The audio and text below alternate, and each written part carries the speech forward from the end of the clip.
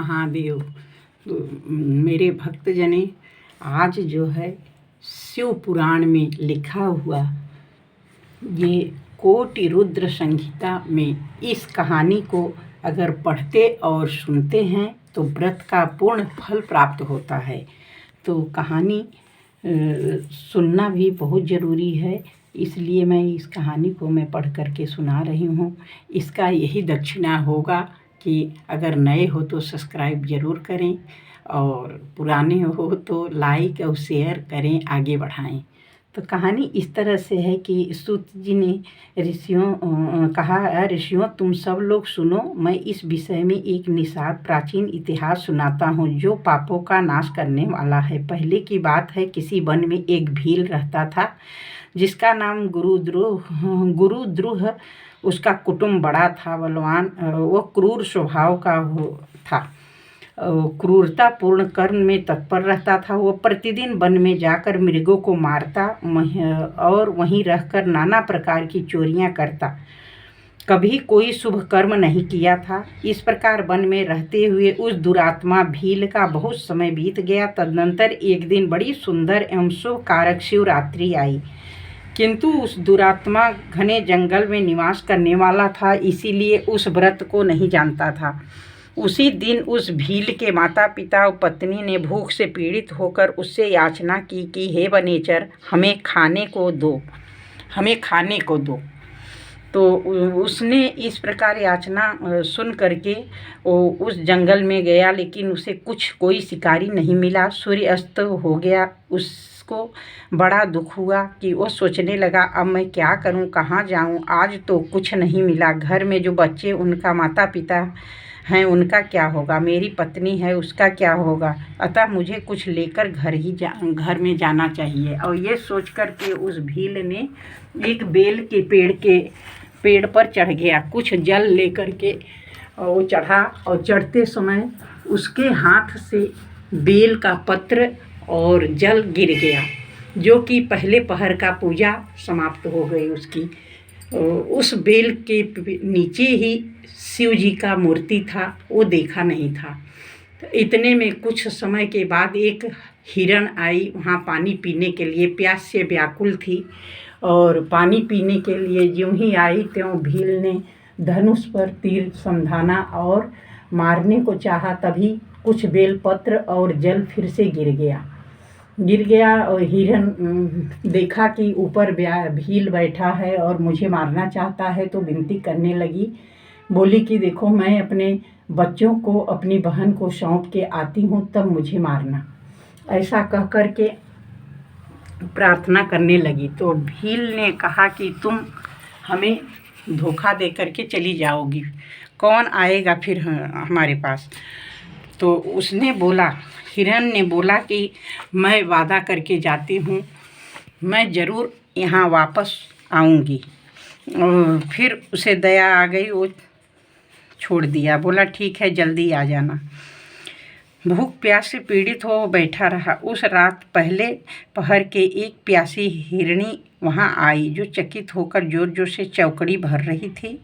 ब्राह्मणों, उस मृगी को देखकर व्याध को बड़ा हर्ष हुआ। उसने तुरंत ही उस वध के लिए धनुष पर बाण चढ़ाया। ऐसा करते हुए उसके हाथ से जल गिर गया और बेलपत्र नीचे गिर पड़े। उस पेड़ के नीचे शिवलिंग था। उक्त जल और बिल्वपत्र से शिवजी का प्रथम पहर की पूजा जो संपन्न हो गई। पूजा के महात्म्य से उस व्याध का बहुत सा पातक तत्काल नष्ट हो गया। वहाँ होने वाली खड़खड़ाहट की आवाज़ से सुनकर हिरणी ने भय से ऊपर की ओर देखा। व्याध को देखते ही वो व्याकुल हो गई और बोली मृगी ने कि व्याध, तुम क्या करना चाहते हो, मेरे सामने सच सच बता। हिरणी की वो बात सुनकर व्याध ने कहा, आज मेरे कुटुंब के लोग भूखे हैं, अतः तुमको मारकर उनकी भूख मिटाऊंगा। व्याध का दारुण वचन सुनकर दुष्ट भील को बाण ताने देखकर मृगी सोचने लगी, क्या करूं, कहाँ जाऊं, अच्छा कोई उपाय रचती हूँ। ऐसा विचार कर वहाँ इस प्रकार कहा। मृगी बोली, भील, मेरे मांस से तुमको सुख होगा। इस अनर्थकारी शरीर के लिए इससे अधिक महान पुण्य कार्य क्या हो सकता है। प्राणी को इस लोक में जो पुण्य प्राप्त होता है उपकार करके, वो 100 वर्षों में भी वर्णन नहीं किया जा सकता। परंतु मेरे बच्चे मेरे आश्रय ही हैं, उन्हें बहन को अथवा स्वामी को सौंप कर लौट आऊँगी। वनेचर, तुम मेरी इस बात को मिथ्या न समझो, मैं फिर तुम्हारे पास लौट आऊँगी, इससे संशय नहीं है। सत्य से ही धरती टिकी हुई है, सत्य से ही समुद्र अपनी मर्यादा में स्थित है और सत्य से ही निर्झरों से जल की धाराएं गिरती हैं। मृगी के ऐसे कहने पर व्याध ने उसकी बात मान ली और बोला कि ठीक है, शीघ्र लौट आना। इस तरह अनेक शपथ खाकर जब मृगी चुपचाप खड़ी हो गई तो व्याध ने उस पर विश्वास करके बोला कि अच्छा ठीक है, तुम जाओ और जल्दी आ जाना।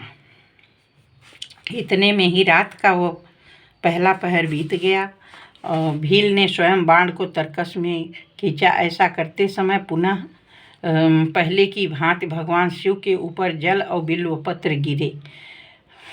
उसके द्वारा महात्मा शंभु की दूसरे प्रहर की पूजा संपन्न हो गई। यद्यपि प्रसंगवश की हुई थी तो व्याध के लिए सुखदायिनी हो गई। मृगी ने उसे बाण खींचते देख, वनेचर क्या कर रहे हो? व्याध ने पूर्वत उत्तर दिया, मैं अपने भूखे कुटुंब को तृप्त करने के लिए तुझे मारूंगा।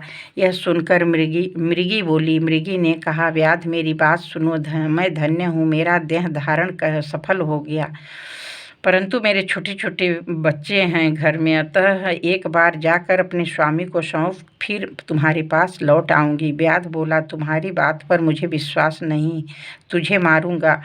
यह सुनकर हिरणी भगवान विष्णु की शपथ खाती हुई बोली, व्याध जो कुछ मैं कहती हूँ सुनो, यदि मैं लौट कर न आऊँ तो सारा पुण्य हार जाऊँ, क्योंकि जो वचन देकर उससे पलट जाता है वह अपने पुण्य को हार जाता है। पुरुष अपनी विवाहिता स्त्री को त्याग कर दूसरे के पास जाता है तो धर्म का उल्लंघन करके कपोल कल्पित धर्म पर चलता है। भगवान विष्णु का भक्त होकर शिव की निंदा करता है, माता पिता की निधन तिथि को श्राद्ध आदि न करके सूना बिता देता है तथा मन में संताप का अनुभव करके अपने दिए हुए वचन को पूरा करता है। ऐसे लोगों को जो पाप लगता है वही मुझे लगे यदि मैं लौट कर न आऊँ। उसकी बात सुनकर के व्याध उसे भी जाने दिया और बोला कि जल्दी लौट कर आ जाना। इतने में वह एक और हिरन आया। इतने में उसके जल के मार्ग में एक हिरन को देखा। वह बड़ा हिष्ट पुष्ट था। उससे देखकर वनेचर को बड़ा हर्ष हुआ। वह धनुष बाण रखकर उसे मार डालने को उद्यत हुआ। ऐसा करते समय उसके प्रारब्ध बस कुछ जल और बिल्व पत्र शिवलिंग पर गिरे। उससे उसके सौभाग्य से भगवान के तीसरे पहर की पूजा हो गई। इस तरह भगवान ने उस पर अपनी दया दिखाई। पत्तों के गिरने आदि का शब्द सुनकर मृग व्याध की ओर देखा और पूछा, क्या करते हो? तो बोला कि मेरे कुटुंब भूखे हैं, मैं तुझे मार करके अब भूख मिटाऊंगा। तो हिरन ने बोला, मैं धन्य हूँ, मुझे इस देह धारण करने का और परोपकार काम करने का जो समय मिला है उसके लिए मैं धन्य हूँ। सामर्थ्य रहते भी किसी का उपकार नहीं जो कोई करता, उसके सामर्थ्य व्यर्थ चली जाती है, वो परलोक में नरकगामी होता है। परंतु एक बार मुझे जाने दो, मैं अपने बालकों को उनके माता पिता के हाथ सौंप कर और फिर मैं आ जाऊंगा। उसके ऐसा कहने पर व्याध मन ही मन विस्मित हुआ। उसका हृदय कुछ शुद्ध हो गया था, सारे पाप पुंज नष्ट हो चुके थे। उसने इस प्रकार कहा। व्याध बोला, जो जो यहाँ आए सब तुम्हारी तरह बातें बनाकर चले गए, परंतु ये वंचक अभी तक यहाँ नहीं लौटे। मृग, तुम भी इस समय संकट में हो, इसीलिए झूठ बोलकर चले जाओगे, फिर आज मेरा जीवन निर्वाह कैसे होगा? मृग बोला, व्याध मैं जो कुछ कहता हूँ उसे सुनो, मुझ में असत्य नहीं है। सारा चराचर ब्रह्मांड सत्य से ही टिका हुआ है। इसकी वाणी जिनकी वाणी झूठी होती है उसका पुण्य उसी क्षण नष्ट हो जाता है।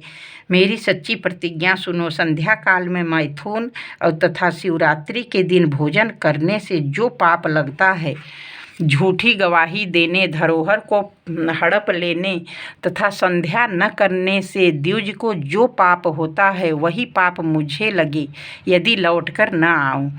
ऐसा कह कर के वो चुप हो गया। फिर वो व्याध उसे जाने दिया, बोला ठीक है तुम जाओ, लेकिन लौट के आना। उसकी बात मृग पानी पीकर चला गया। आश्रम पर सभी मिले, तीनों ही प्रतिज्ञाबद्ध हो चुके थे। आपस में एक दूसरे के वृत्तांत को भली भांति सुनकर सत्य के पास से बंधे हुए सब ने निश्चय किया कि अवश्य जाना चाहिए। निश्चय ही हमें वहाँ लौट कर जाना चाहिए। तो बच्चे भी उनके साथ हो लिए। जब तो बहन, मैं तुम्हारी सेविका हूँ, इसीलिए आज मैं व्याध के पास जाती हूँ। ऐसे एक दूसरे को सब कहने लगे, लेकिन सभी मिलकर बच्चों को सांत्वना देकर उन पड़ोसियों के हाथ में सौंप दिया। स्वयं शीघ्र ही उस स्थान को प्रस्थान किया जहाँ वह व्याध शिरोमणि उनकी प्रतीक्षा में बैठा था। उसे जाते देख उनके वे सब बच्चे भी पीछे पीछे चले आए। उन्होंने निश्चय कर लिया था कि माता पिता की गति जो होगी वही हमारा भी होगा। और उन सबको साथ आया देख व्याध बड़ा हर्ष हुआ। उसने धनुष पर बाण रखा। उस समय पुनः जल और बिल्वपत्र शिव के ऊपर गिर पड़े। और इस तरह से चौथे पहर का पूजा उसका हो गया। चौथे प्रहर का शुभ पूजा भी संपन्न हो गया। उस व्याध का सारा पाप तत्काल भस्म हो गया। इतने में ही दोनों मृग बोल उठे, व्याध शिरोमणि शीघ्र कृपा करके हमारे शरीर को सार्थक करो। उनकी यह बात सुनकर व्याध को बड़ा विस्मय हुआ। शिव पूजा के प्रभाव से उसको दुर्लभ ज्ञान प्राप्त हो गया था। उसने सोचा ये मृग ज्ञानहीन पशु होने पर भी धन्य हैं, सर्वथा आदरणीय हैं, क्योंकि इन अपने शरीर से भी परोपकार में लगे हुए हैं। मैंने इस समय मनुष्य जन्म पाकर भी किसी पुरुषार्थ का साधन नहीं किया। दूसरे के शरीर को पीड़ा देकर अपने शरीर को पोसा है। प्रतिदिन अनेक प्रकार के पाप करके अपने कुटुंब का पालन किया है। हाय, ऐसे पाप करके मेरी क्या गति होगी, अथवा मैं किस गति को प्राप्त होऊंगा। मैंने जन्म से लेकर अब तक जो पातक किया है उसका इस समय मुझे स्मरण हो रहा है। मेरे जीवन को धिक्कार है, धिक्कार है। इस प्रकार ज्ञान संपन्न होकर व्याध ने अपनी बाण को रोक लिया और कहा, श्रेष्ठ मृगो, तुम जाओ, तुम्हारा जीवन धन्य है। व्याध के ऐसा कहने पर भगवान शंकर तत्काल प्रसन्न हो गए। उन्होंने व्याध को अपने सम्मानित एवं पूजित स्वरूप दर्शन कराया। कृपापूर्वक उसके शरीर का स्पर्श करके उससे प्रेम से कहा, भील, मैं तुम्हारे व्रत से प्रसन्न हूँ, वर मांगो। व्याध भी भगवान शिव के उस रूप को देखकर तत्काल जीवन मुक्त हो गया। मैंने सब कुछ पा लिया, यूँ कहता हुआ उनके चरणों के आगे गिर पड़ा। और इस भाव को देखकर भगवान मन ही मन बड़े प्रसन्न हुए। गुह नाम देकर कृपा दृष्टि से देखते हुए उन्होंने उसे दिव्य वर दिए। शिव बोले, व्याध सुनो, आज से तुम सिंहबेरपुर में उत्तम राजधानी का आश्रय ले दिव्य भोगों का उपभोग करो। तुम्हारे वंश की वृद्धि निर्विघ्न रूप से होती रहेगी। देवता भी तुम्हारी प्रशंसा करेंगे। व्याध, मेरे भक्तों पर स्नेह रखने वाले भगवान श्री राम एक दिन निश्चय ही तुम्हारे घर पधारेंगे। और ऐसा कह करके शिव बाबा उनको पूरा आशीर्वाद दे करके वहीं अंतर्धान हो गए। तो शिवरात्रि व्रत अवश्य सबको करना चाहिए, पूजा भी करना चाहिए। इस कथा को सुनने का पुण्य फल प्राप्त होता है। तो इस कथा को अवश्य सुने या पढ़ें। हर हर महादेव शंभो।